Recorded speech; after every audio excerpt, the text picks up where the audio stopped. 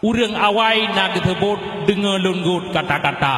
malem patun getut entuut malem patut getut ent dada. Pen namu pom hai bang Daud yang ulunggut kira-kira.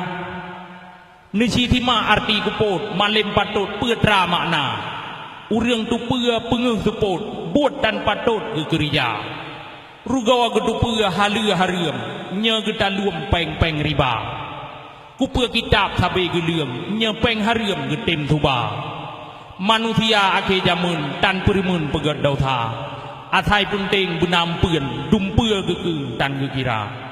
Contoh tabuh hayah ngan mi yang korupsi peng negara.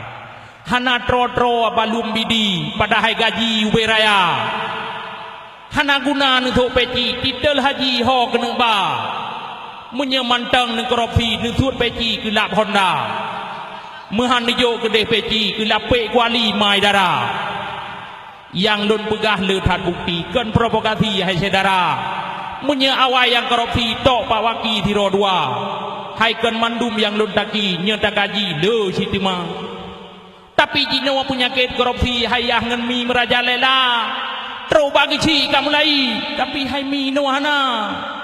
nunggu Cina juga ke maka baca dulun putan dengar rijang hai saudara nyekan hak drawa beta Quran desa hai bang ubiraya hana guna nu bayang menyepeng nyan tim tuba ate mate tengah kiban lam kuburan ketika ku pea kaya ngana tanyan oh neriwang kentan ba dana alfat serta sedan rumuh manyang tingkat 2 hana neme lam kuburan wali hai bang yang kuasa ineng laga darupawan kagok Quran malam jula gathu laga pratah manyang wate ayuhnya ne dua jino kagok po lapangan yang tipak bahan kenli gata yang ata thot tito gawang pih penyerang kamu tuka gata tidih lam kuburan ineng rupawan gop ilanya memang pantun agak lancang atau rakan bacut gatha menyelembut panena jan kitu timban juta aja urang kaklo damah tungang terdan heuhnyan kureung aja rugo dakwah tiap malam menye iman tan lam dada